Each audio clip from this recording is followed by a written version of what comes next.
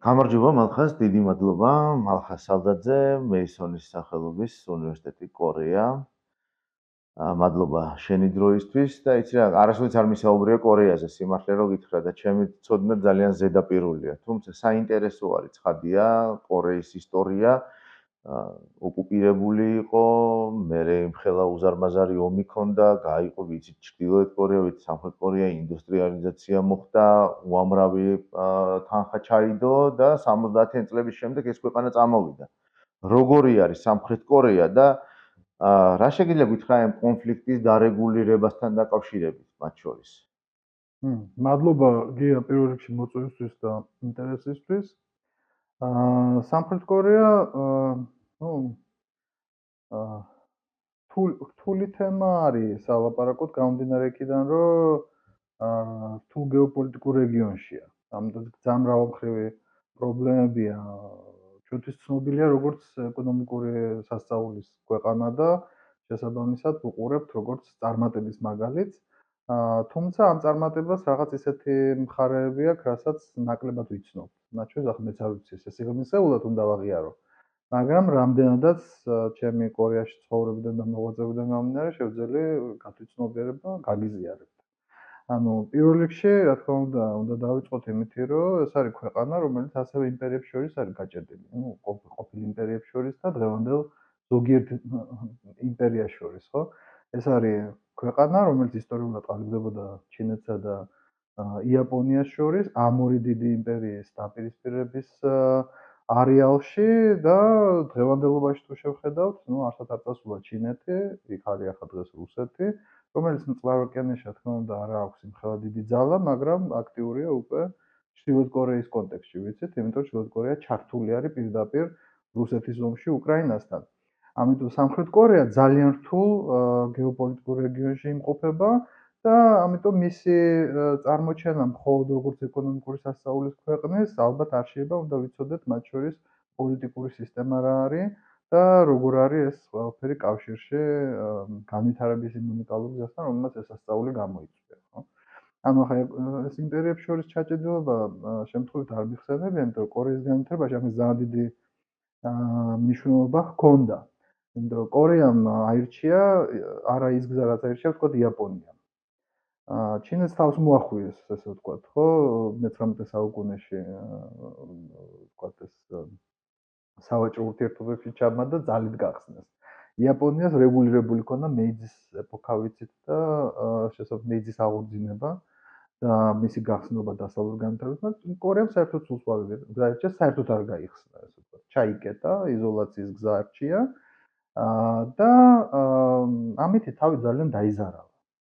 საშუალება მისცა პირდაპირ ვთქვათ თავის მეზობელ იაპონიას, რომ მთელი ისტორიული ჭიდილები, რაც ვთქვათ მე-15 საუკუნიდან არსებობდა კორეასთან მიმართებაში, უკვე დაესრულებინათ მე-20 საუკუნის დასაწყისში, იმით რომ მოხდინეს კორეის აბსორბცია, ასე ვთქვათ, და ეს ჯოსონის დინასტია, რომელთაც დღეს კორეა ძალიან ამაყობს და აიდენტიფიცირებს თავის თავს ჯოსონის დინასტიასთან, ამით დასრულდა. მოხდა კორეის აბსორბცია, შეეწოვა, ასე ვთქვათ, იაპონიის მიერ და თავისი ეკონომიკური დანამატად ქცევა. ახლა ეს რაში გამოიხატა? კორეაში ინტერესი იაპონიის იყო იაფი-მუშახელი, იყო ინტერესი ჩრდილოეთში წიაღისეული და მზადება, ვთქვათ, პლაცდარმად, ყოველთვის პლაცდარმად განიხილებოდა იაპონიის მიერ, ვთქვათ, ჩინეთში ექსპანსიისთვის და იმის იქითაც. და იაპონურმა კოლონიზაციამ ირონიულად, იმიტომ ამბობ კორეელებს რა თქმა უნდა არ სიამოვნებთ იაპონური კოლონიზაციის გახსენება კეთილად, მაგრამ რაღაცა ირონიულია და პარადოქსულია, რომ რაღაც წვლილი შეიტანა კორეის განვითარებაში, იმიტომ რომ იაპონელებმა დაიწყეს კორეის იძულებითი ვესტერნიზაცია და ინდუსტრიალიზაცია. ანუ აქ დაიწყო იაპონური ეკონომიკის ექსპანსია, ხდება ინდუსტრიული კომპლექსების მშენებლობა მე-20 საუკუნის 30-იან წლებში. ну, ასევე პარადოქსულია და ჩრდილოეთ ნაწილში და არა სამხრეთ ნაწილში, იმიტომ დღეს ჩვენ წარმატების მოდელს სწორედ სამხრეთს განვიხილავთ და არა ჩრდილოეთს, ხო? მაგრამ ანუ ეს ინდუსტრიული განვითარება წავიდა სწორედ უფრო ჩრდილოეთში ვიდრე სამხრეთში და ამ იაპონურმა კოლონიალიზმმა რაღაცა პარადოქსულად ითამაშა დადებითი როლი იმისთვის, რომ კორეელები მიაჩვია იმას, რომ მათ შეუძლიათ ინდუსტრიული საზოგადოება იყვნენ. შემდგომში, როდესაც უკვე მეორე მსოფლიო ომი დასრულდა და იაპონური კოლონიალიზმისგან გათავისუფლდა კორეა, კორეის ნახევარკუნძული, აქ იმპერიების ჭიდილი არ დასრულებულა თავისთავად, აქ არის უკვე ვიღებთ საბჭოთა კავშირს, ვიღებთ ჩინეთის რესპუბლიკას მაო-ძედუნის ლიდერობით და შესაბამისად აქ კორეის თქო ონტოლოგიური უსაფრთხოების საკითხი და როგორ იქნება კორეა, ხო? იმიტომ რომ კორეელები თავისთავად არ აიდენტიფიცირებდნენ კომუნისტურ იდეოლოგიასთან და ვთქვათ, მოუწიათ გაყოფა და ეს გაყოფა ვიცით როგორც არის წარმოჩენილი კორეაში, საბოლოოდ დამთავრდა დიდი ომით, სამოქალაქო ომით, რომელმაც კორეა გაყო კორეის სახალხო დემოკრატიულ რესპუბლიკად და კორეის რესპუბლიკად. და აქედან იწყება უკვე განვითარების ახალი ციკლი კორეის ისტორიაში და როცა კორეას ვამბობთ, რა თქმა უნდა, გულისხმობთ სამხრეთ კორეას ამ შემთხვევაში. სამხრეთ კორეაში, კორეის რესპუბლიკაში იწყება განვითარების ახალი ციკლი, რომელიც გულისხმობს გარემო თამაშის ჩართვას, რომელიც არ არის ახლო გეოგრაფიულად, ეს არის ამერიკის შეერთებული შტატები. ანუ 1948 წლიდან მოყოლებული, მას შემდეგ რაც ჯერ კიდევ ომამდე, მას შემდეგ რაც აღმოცენდა კორეის რესპუბლიკა და პირველი რესპუბლიკის პრეზიდენტი იყო პრეზიდენტი ლი, მან აიღო პირდაპირ ორიენტაცია ამერიკის შეერთებულ შტატებზე, გახსნა კორეა ამერიკული ფინანსებისთვის, თუმცა ამერიკელების დაინტერესება კორეით იყო ძალიან დაბალი. ეს დაინტერესება მიება მათ სამხედრო ინტერესს.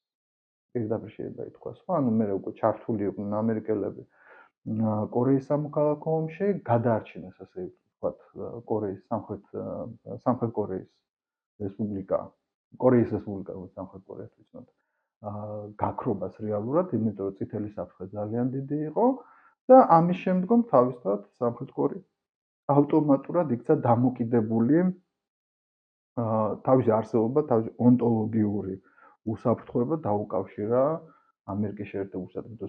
სხვა მეგობარი ამ რეგიონში, დიდი მეგობარი მას უკვე არ ყავდა, ხო?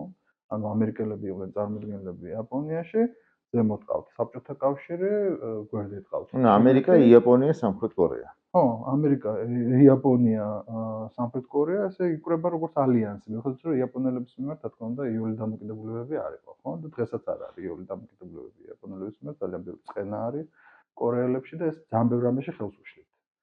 იაპონიამ სხვათა შორის აი ამ სწორედ სამკუთხედში ამერიკელებთან ერთად ყოფნით უკვე 1970-იანი წლებიდან, რაც შესაბამისად იაპონიაში მიმდინარე ტრანსფორმაციასაც ეხება საზოგადოების და პოლიტიკური სისტემის. დიდი როლი ითამაშა ეკონომიკურ აღორძინებაში სამხრეთ კორეის, იმიტომ რომ დაიწყეს უკვე სამხედრო რეპარაციების გადახდა კორეისთვის.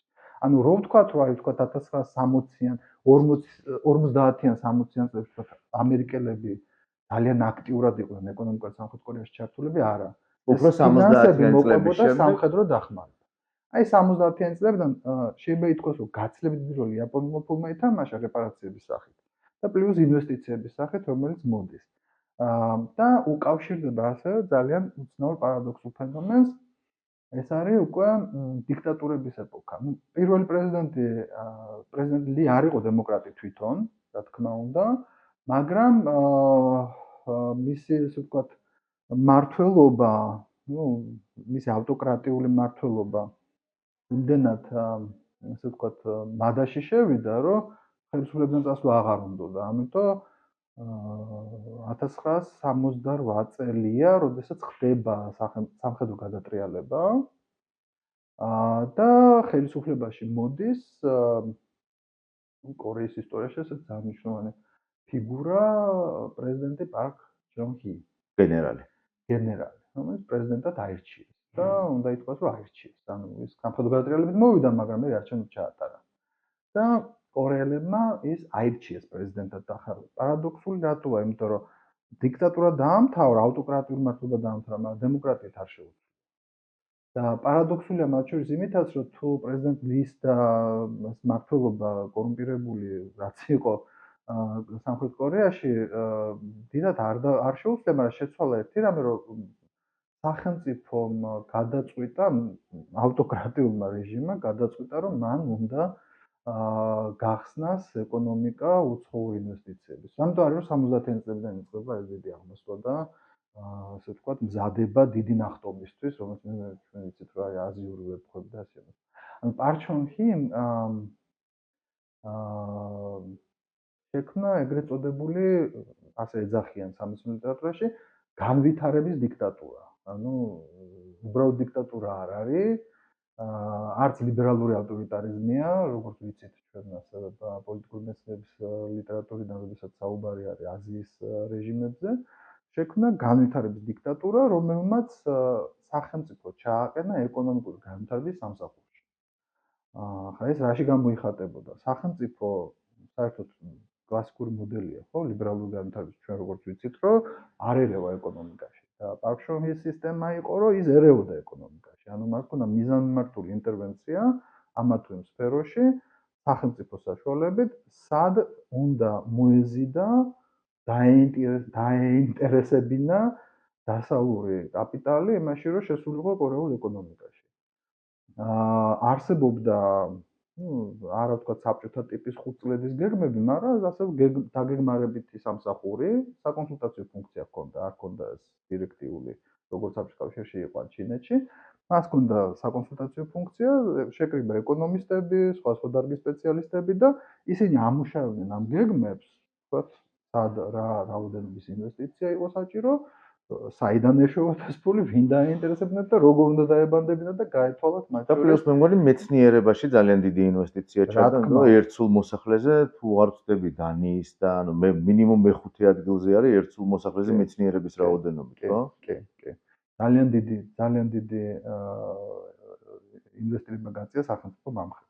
მაგრამ ახლა ისე გამოდის, რომ ჩვენ ვლაპარაკობთ აი ეს დიქტატურის ეს აპოლოგია გამოდის, ხო? მაგრამ რეალური შედეგები ამ პოლიტიკის, რა თქმა უნდა, უფრო გვიანდაა და პარჩონჰის შემდეგ, იმიტომ რომ რეალურად დიქტატურის პრობლემა იმაში მდგომარეობს, რომ ავტომატურ რეჟიმში არსებობს ეს ბიუროკრატიული აპარატი და თავის ლოგიკა გადარჩენის და არსებობის, განვითარების, გაფართოების. მე უკვე ეს იქცევა თვირთად ქვეყნისთვის. და ამიტომ ისე მოხდა, რომ რა თქმა უნდა, პარჩონჰიმ დაასრულა ის როგორც ნებისმიერი დიქტატორი ასრულებს, ხო? და დაასრულა იმაზე უარესად, ვიდრე ნებისმიერი სხვა დიქტატორი. 1979 წელს, მანამდე იყო თავდასხმა, რომელსაც მისი ცოლი შეიწირა და მე 1979 წელს პირდაპირ პარჩონჰი მოკლეს. ამის შემდგომაც, არ ყოფილა დემოკრატიული განვითარება, შემდგომი პრეზიდენტი იყო ასევე რკინის ხელით მართვის მომხრე. ძიმე პერიოდი გაიარა კორეამ, აი ხება რაც ხდება სხვათა შორის აი პარჩონჰის მკვლელობის შემდგომ პერიოდთან ასოცირდება კორეელებისთვის სამხედრო მდგომარეობის გამოცხადება, რომელიც იმდენად ძიმედ გადაიარა კორეულ საზოგადოებაზე თავისი რეპრესიებით, რომ იმის გახსენება, რა თქმა უნდა, ძალიან არ სიამოვნებდა. მიუხედავად იმისა, რომ პარჩონჰი რაღაც თვალსაზრისით დადებით პიროვნებად აღიქმნება ლიდერად, იმიტომ რომ მან მოიტანა სტაბილურობა, გასაგები გახადა როგორ იქნებოდა კორეა, კორეის განვითარების ვექტორი, შექმნა ეს ეგრეთ წოდებული ჩებოლეები, რომელიც არის დიდი ოჯახური ბიზნესები, რომლებიც არის თქვა Samsung-ის სახით, LG-ის სახით, ეს წარმოდგენილი დიდი კორპორაციები. მაგრამ ამავდროულად ხო, აი დიქტატურა მე იქცევა ეკონომიკური განვითარების შემაფერხებლად. შემდგომი ეს 9 წელი დიქტატურის, მორიგი ავტოკრატიის, რომელიც გაგრძელდა იგივე რეჟიმში ამყოფებდა კორეას, თუმცა კორეული საზოგადოება რამდენადაც ინდუსტრიალიზებული გახდა, რამდენადაც ურბანიზებული გახდა, იმიტომ რომ სოფლის მეურნეობის ქვეყანა იყო მანამდე. როგორც გითხარით, კოლონიალიზმმა, იაპონურმა კოლონიალიზმმა ინდუსტრია ჩრდილოეთში განავითარა და არა სამხრეთში. ამიტომ ეს დიდი ნახტომი ინდუსტრიული ნახტომი, რომელიც გააკეთა კორეამ ამ პერიოდში, 70-იანებიდან მოყოლებული 60-იანების ბოლოდან 80-იანებამდე, საზოგადოება შეცვალა, საზოგადოების განწყობები შეცვალა თვითონ იმასთან დაკავშირებით, როგორი სახელმწიფოს და შესაბამისად ბიზნესის განწყობები შეიცვალა, იმიტომ რომ ბიზნესმაც არათუ დაასტრუქტურირა, ვთქვათ, სოციალურად კორეული საზოგადოება გარეთაც გავიდა. ანუ კორეის ეკონომიკის ექსპანსირება ხდება ამ დროს და შესაბამისად საერთაშორისო სავაჭრო ურთიერთობებში სახელმწიფო არ არის სასურველი რომ ყოფილიყო შევაფერხებელი და ტორმოზის ფუნქციის, ხო, მუხრუჭის ფუნქციის მქონე, იმიტომ რომ კორუმპირებული დიქტატურები, ავტოკრატიები სხვა ტიპის თამაშის წესებს თავაზობენ, არა გამჭვირვალეს, არა ვთქვა ღიას, არამედ პირად კავშირებს ზეგნ, ну, ჩებოლებისთვის ვთქვა ეს რაღაც პერიოდი შეიძლება იყო მისაღები, მაგრამ შემდგომში უკვე შევაფერხებელი. ამიტომ უკვე 80-იანი წლების ბოლოდან იწყება დემოკრატიული გადასვლა კორეაში და აქედან იწყება რეალური სასწაული კორეული ეკონომიკის. იმიტომ რომ მოიხსნა ეს ტვირთი, რომელიც კორუფციის სახით აწვა, ავტოკრატია კორუფცია ერთმანეთთან კავშირშია, აწვა კორეულ საზოგადოებას და ეკონომიკას. შესაბამისად, აი 80-იანი წლების ბოლოდან რაც დემოკრატიზაცია იწყება, ჩვენ ვიცნობთ კორეას ისეთ, როგორცაც დღეს ვიცნობთ. კეთილდღეობის ქვეყანას, დიდი დაგროვებული ეკონომიკური პოტენციალის ქვეყანას, რომელიც ექსპანსირდება უკვე მსოფლიო ბაზარზეა წარმოდგენილი. დღეს უკვე იქა ვართ მისული, რომ პოლიტიკურადაც საერთაშორისო პოლიტიკაში კორეა აქტიურია. კორეის დღევანდელი საერთაშორისო ხედვა და თავის ხედვა საერთაშორისო არენაზე არის, რომ ეს არის ესე დაირქვეს, თავიდან დაირქვეს global state, როგორც გლობალური სახელმწიფო. დღეს მათ ჰქვიათ global pivotal state, ანუ გლობალური ვთქვათ, წვლილი უნდა შეიტანონ განვითარებაში, ანუ დიდი ამბიციები გაუჩნდა. თავისთავად იმდენად, რამდენადაც ვთქვათ, ეკონომიკურად საერთაშორისო მასშტაბით წარმოდგენილია კორეა, უკვე ბევრ რეგიონში არის შესული და კონკურენციას უწევს ბევრ ქვეყანას. ახლა ჩრდილოეთ კორეის ჩრდილი როგორ მოქმედებს, ან საერთოდ მოქმედებს თუ არა? ესე იგი, ჩრდილოეთ კორეა ეს არის კორეული იდენტობის ტრავმული ნაწილი, თუ ასე ვიტყვით, იმიტომ რომ კორეელების აღქმაში კორეელები არიან ჩრდილოელები. თავისი თავიდან გამომდინარე უყურებენ როგორც დაკარგულ კორეელებს. არ არის იმის განცდა, რომ ეს ორი სხვადასხვა სახელმწიფოა, ანუ ორი სხვადასხვა საზოგადოება, მათ უყურებენ როგორც დროებით დაკარგულებს. ну, ძირითადად ასეა. თუმცა განწყობები ძალიან მერყეობს. ну, ახალგაზრდებში განსაკუთრებით, იმიტომ რომ მაგალითად ჩრდილოეთ კორეის თემა აღზრდის ნაწილი იყო სამხრეთ კორეაში, განათლების სისტემაში ინტეგრირებული თემა იყო, ხო? ისტორიაში როგორ ისწავლებოდა, ვთქვათ, ხო? საბავშვო ბაღიდან დაწყებული როგორ ზრდიდნენ, ვთქვათ, სამხრეთ კორეელებს, რომ სიმღერებს ასწავლიდნენ, აი, ვთქვათ, რაღაცა ტრაგიკულ სიმღერებს ბავშვებს ჩრდილოეთ კორეასთან დაკავშირებით, იმიტომ რომ ხო ძალიან ბევრი წამოვიდა, რა თქმა უნდა, იქიდან. მიგრანტი, რომელიც დაფუძნდა მე სამხრეთ კორეაში, მათ შთამომავლები ხო არიან კიდე. მე კიდე პერიოდულად ხდება ვიღაცების შემოდინება არამასობრივად, რა თქმა უნდა, იმიტომ რომ ეს არის ყველაზე დახურული საზღვარი, რაც კი შეიძლება წარმოვიდგინოთ მსოფლიოში. შეიძლება ასეთი იყო გერმანიაში, თქო, ბერლინის კედელი. ხოლო ასე შეიძლება წარმოვიდგინოთ, ჩინეთიდან გამორბიან ჩრდილოეთ კორეელები, ახლა ძალიან რთული გზაა და ყველა ვერ ახერხებს, რა თქმა უნდა. ნებისმიერ შემთხვევაში ეს არის ტრავმა, რომელიც ცოცხლობს კორეელების ცნობიერებაში, თუმცა ახალგაზრდა კორეელების ხედვაში შეიძლება რაღაცა ცვლილებები არის ამ ხრივ, იმიტომ რომ ვთქვათ, ვიღაცებს ეშინიათ სამხრეთ კორეამ შემოიერთოს ჩრდილოეთ კორეა, იმიტომ რომ ეს უკვე იმდენად განსხვავებული საზოგადოებაა, იმდენად სხვა პოლიტიკური აზროვნების ადამიანები არიან, რომ შეუთავსებლობაა როგორც წყალსა და ზეთში. როგორც მაგალითად დასავლეთ გერმანია და აღმოსავლეთ გერმანია იყო. უფრო უარესი წარმოვიდგინოთ, იმიტომ რომ ჩრდილოეთ კორეელები იქიდან გამომდინარე, სამხრეთ კორეელები ხედავენ იქიდან ჩამოსულებში, სხვაგან არიან მენტალურად. ეხლა კიდე ერთი კითხვა, მაშინ აი საუბრის თავშია აღნიშნე. დავამატებ, უბრალოდ არა მარტო მენტალური და კულტურული განსხვავება ამ შემთხვევაში, პოლიტიკური კულტურის კუთხით გულისხმობ, რა თქმა უნდა. არამედ მნიშვნელოვანი არის, როგორი ფასი დაუჯდება სამხრეთ კორეას, ვთქვათ, ჩრდილოეთ კორეის ინტეგრაციაში. არის მსჯელობის თემა? ღიად არა, მაგრამ ეს განწყობები არის. წავწლუმი ვარ ამ განწყობებში. ხო, ძალიან საინტერესო არის თვითონ ამ თემაზე საუბარი ნამდვილად. როგორი განწყობა არის, მაგალითად, ჩრდილოკორეელების მონაწილეობაზე რუსეთის ომში უკრაინაში. ცალსახად ნეგატიური, იმიტომ რომ ეს ცხადია, გულისხმობს იმას, რომ ჩრდილოეთკორეული არმია ამ წუთას იღებს საბრძოლო გამოცდილებას, რაც სამხრეთ კორეელებს არ აქვს. თორე საბრძოლო გამოცდილებაზე ახლა არის საუბარი სამხედროები ძალიან მნიშვნელოვანი კომპონენტი იყო კორეულ პოლიტიკურ სისტემაში ყოველთვის და აი ეხლანდელი მოვლენებიდან გამომდინარე რაღაც გარდატეხა ხდება მათ მე შევხედრი ვარ როლთან დაკავშირებით. სამხრეთ კორეელ სამხედროებს ერახში მაგალითად ოპერაცია თავისუფლება ერახს მაგის ფარგლებში ბაღდადში და არა მხოლოდ კი და მათი როლი ასევე მნიშვნელოვანია სამხრეთ კორეის იდენტობაში, იმიტომ რომ თუ ლაპარაკობთ სამხრეთ კორეის ვთქვათ აი როგორ ვთქვა ორიენტირებაზე ამერიკის შეერთებული შტატების მიმართ და მის განწყობაზე, რომ აი ამერიკაზე არიან დამოკიდებულები, ან მართლა ეს დამოკიდებულება ამერიკის მიმართ მნიშვნელოვანი კომპონენტია სამხრეთ კორეის იდენტობაში.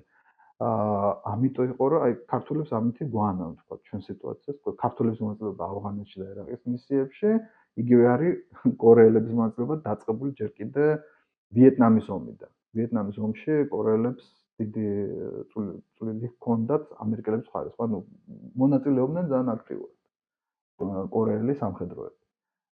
შეიძლება ჩვენთან ნაკლებად მსჯელობდნენ ამის შესახებ, ვთქვათ ეს თემა ასევე მნიშვნელოვანი იყო იმის გასაგებად, რომ აი ვთქვათ როცა ვლაპარაკობთ ამერიკულ ფინანსურ დახმარებას რატომ მოყვებოდა ნაკლებად სამხედრო მსჯელობდნენ დახმარებას. კორეის ომში რომ თურქული ქვედანაყოფები იყო და დაახლოებით 700 თურქი სამხედრო არ დაღუპული ამ ომში. და სასაფლაოებიც არის ძალიან პატივით შენახული ამ თურქი სამხედროების და კორეა უმადლის ყველას, ვინც ჩართული იყო ამ ომში, იმითი რომ აი პროგრამები აქვს მაგალითად თურქეთში თანამშრომლობითი, რომელიც ძალიან ეხმარება იგივე ვთქვათ მაღალ ტექნოლოგიის სფეროებში ან სამედიცინო სფეროში ვთქვათ თურქ სპეციალისტებს.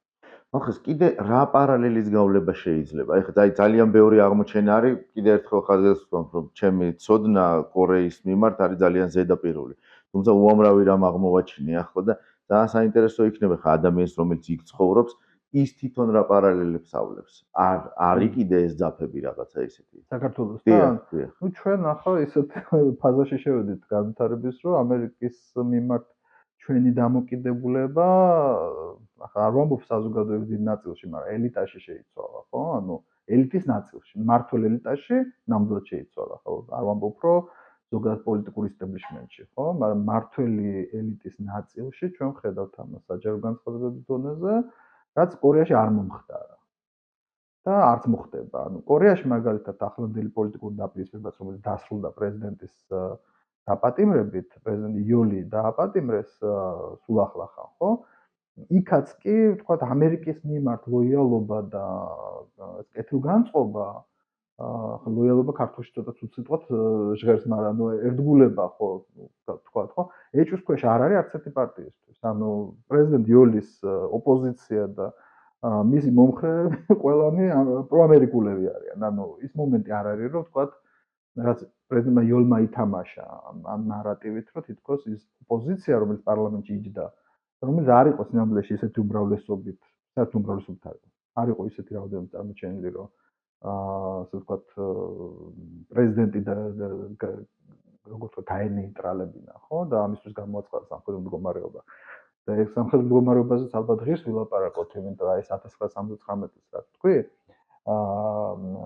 პრეზიდენტ ჰის მკვლელობის შემდგომ დაწყებული ეს სამხედრო მდგომარეობის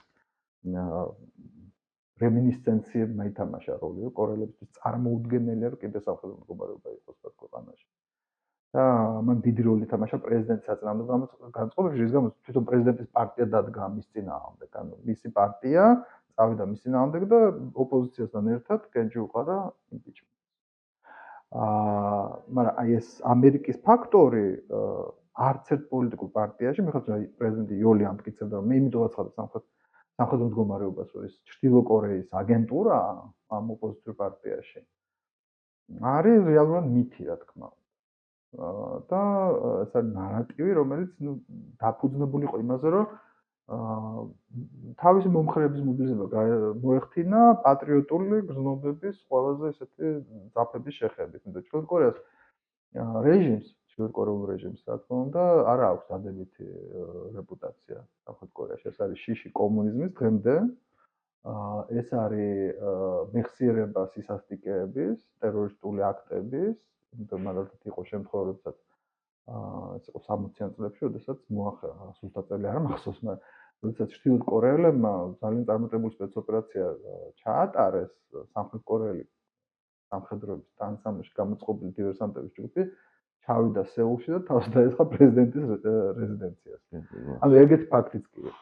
ანუ იმდენად მოტივირებულები იყვნენ, რომ გაენადგურებინათ ეს სამხრეთ კორეული სისტემა და გაეტეხათ, ხო? და ამიტომ ეს შიშები, რა თქმა უნდა, დღესაც არის სამხრეთ კორეის მიმართ, ჩრდილოეთ კორეის მიმართ. მაგრამ არ იმუშავა ამან. როდესაც თქო პრეზიდენტმა იოლმა თქვა, რომ ესენი ოპოზიციონერები, რომლებიც მე მაკრიტიკებენ კორუფციის გამო, კორუფციის თემა ერთსალტიკიდან განვიხილოთ. რომ ესენი არიან ჩრდილოეთ კორეელების აგენტები. ამით იცდილობდა რეალურად აი კორუფციული სკანდალის გადაფარვას, რომელშიც მისი ოჯახია გახვეული და კორუფციის თემა ძალიან სენსიტიური თემა არის კორეელებისთვის. ძალიან არ უყვართ კორუფცია, იმიტომ ეს კორუფცია არის ის რაც მათ აგონებთ აი პირველი პრეზიდენტი ლის პერიოდს, იგივე პარჩონქის პერიოდს, რომელიც ძალიან ცუდი თუ რაიმე ახსენებათ, ეს არის კორუფცია. და სამხედრო დიქტატურის პერიოდის უგრდად, რომელიც არის კორუფციასთან კავშირში ყველაფერი და თავისთავად ეს არ უყვართ. კორუფციის თემა არის სენსიტიური თემა. ანტიკორუფციული ორგანოები ძალიან ძლიერია, რომ მე როგორც მითხრეს ჩემმა კორეელმა კოლეგებმა, საჯარო მოხელეს მოქალაქის ეშინი. იმიტომ რომ საჯარო მოხელე შეიძლება არ დაიჭირონ, იმიტომ რომ ვიღაცამ შეიძლება რაღაც ტყუილად დააბრალოს, ხო? კორუფციასთან კავშირში. მაგრამ ეს ძიება არის იმდენად მძიმე და სტრესული მათთვის კორუფციასთან დაკავშირებული. რომ ურჩევნიათ, რომ ძალიან ფრთხილები იყვნენ, ძალიან მოზომილები იყვნენ, ზედმეტად გამჭვირვალეებიც. ანუ საჯარო სამსახურში ყოფნა კორეელისთვის ნიშნავს, რომ არის უზომო სტრესული გარემოებების ქვეშ, იმიტომ ყველა უყურებს. ყველა ცდილობს გააკონტროლოს თუ არ არის კორუფციის საფრთხე რაიმე ქმედებაში და გადაწყვეტილებაში. პრეზიდენტთან დაკავშირებული კორუფციის თემაც არის ძალიან ბანალური, ხო, რომ პრეზიდენტის ცოლს კითხეს, საიდან აქვს შანელის ჩანთა და მან პატივისცემა პასუხობს მაჩუქესო და იქიდან გაჩნდა უკვე ეს. ამოვიდა ეს კორუფციულ ბრალდებები და ეს სენსიტიურობა სხვადასხვა აი კიდე ერთი ფაქტი, რომ რატო არის კორუფცია. ასეთი ცუდი იარლიყი პრეზიდენტისთვის, აი ერთ-ერთმა ყოფილმა პრეზიდენტმა 2009 წელს პრეზიდენტი ჰიუნი თუ არ ვცდები, თუ სწორად ვამბობ გვარს, თავი მოიკლა იმის გამო, რომ მას დააბრალეს, რომ ის კორუფციაში იყო გარეული და გზამებს იღებდა თავის დროზე ძალოვანი უწყებებით. კლდიდან გადახდა თავი მოიკლა. ამდენად მიუღებელია და კორუფციის დიდი ტრადიცია აქვს ამ აზიურ ქვეყანაში. მაგრამ რამდენად დიდი ტრადიცია აქვს, იმდენად გაუცხოება აქვს და რეზისტენტულია. კი, და მგზნობი არის ამ თემების მიმართ. ერთის მინდა კითხო, რა თქმა უნდა ვიცით, ჩრდილოეთ კორეის პროპაგანდის შესახებ ხსმენია და რა მითებსაც ხზავენ. რამდენად არის შეღწევადი სამხრეთიდან ჩრდილოეთის მიმართულებით ინფორმაციული ნაკადი. რამდენად შედის საერთოდ? ძალიან ან საერთოდ ხედავენ თუ არა, მაგალითად სამხრეთში უფრო მდიდრები არიან და თვითონ ძალიან ღარიბები. აი, მაგალითად ეს სიმდიდრის თემა, რაღაცა დოულათის თემა, თითოეულ მოქალაქეზე ასახული ჰიუნდაი და არ ვიცი ახლა ჩრდილოელები რას უშვებენ, რაღაცა რაკეტა X რაღაცა ეს. აი, ეს თემა რამდენად იცით, რამდენად შეგიძლიათ ვესაუბროთ ამაზე? ანუ ჩრდილოეთ კორეის ვთქვათ საინფორმაციო ველში შესვლა სამხრეთ კორეელებისთვის არის ძალიან რთული.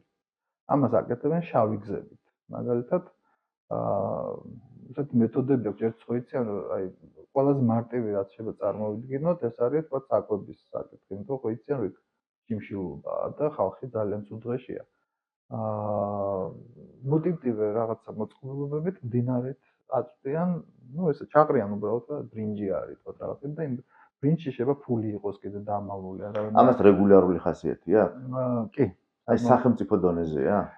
კი. და ჩემს როგორც ნომერია აგრე. და ასევე ჩიპები. რომელიც არის ინფორმაციის მატარებელი, ვთქვათ, აი ინტერნეტი კონტროლდება, ინტერნეტს თორმა არა აქვს. ძალიან შეზღუდულია და კონკრეტული ნებართვებით შეიძლება ვიღაცას ინტერნეტთან თქმა კონდეს. თანამედროვე ტექნოლოგიები შეზღუდულია, არ არის ხელმისაწვდომი. შეუძლიათ იყიდონ ვინც ჩინეთში გადადის და შედის ჩინეთიდან თქვა smartphone-ები, თუმცა გამოყენება არ შეუძლიათ, ხო? მაგრამ კორეელები ამით სარგებლობენ, სამხრეთ კორეელები ამით სარგებლობენ, ну თქვა აი იმ საკვებში რაზეც ვაპარაკობთ, ეგ შეიძლება ფულიც იყოს და შეიძლება ჩიპები იყოს. ამ ჩიპებში შეიძლება იყოს ფოტოები, სიმღერები, ტელესერიალები სამხრეთ კორეული და ამითი მიდის, ასე ვთქვათ ეს ინფორმაცია როგორია ძალის რაღაცა სახეა. ხო, ოღონდ ესეთი არალეგალური და შეიძლება კონტრაბანდული რბილი ძალაა შეიძლება დავარქვათ, ხო? მაგრამ საშიშიც არის, იმიტომ რომ არათუ იმ ჩიპის აღმოჩენა საშიში, რომელიც შეიძლება აღმოუჩინონ. აი სულ ახლახან წინა წელს იყო ზუსტად ეს შემთხვევა, როდესაც 5 მოზარდი დახვრიტეს იმის გამო, რომ მათ ჰქონდათ smartphone. რომელიც ინტერნეტთან შეერთებული არცაა. ანუ გარესამყაროსთან ის smartphone-ი მაინც არ აკავშირებს. თუმცა ისიც საშიშია, იმიტომ იქ შეიძლება ჩიპი შეუერთოს და შეიძლება სიმღერას მოусმინოს სამხრეთ კორეულს და ტელესერიალი ნახოს. რაც ჩრდილოეთ კორეაში დიდი დანაშაული. ძალიან დიდი მადლობა მისაკითხო მადლობა, მადლობა, იმიტომ რომ ხო ძალიან საინტერესოა ეს საუბარი და იმედი მაქვს რომ აუცილებლად მოგვეცემა შესაძლებლობა რომ განვაგრძოთ კიდე ამ თემაზე. იმიტომ რაღაც ბევრი სიახლოვე არის და ბევრი კვეთის წერტილია და დაფიქრების საშუალება. მადლობა კიდევ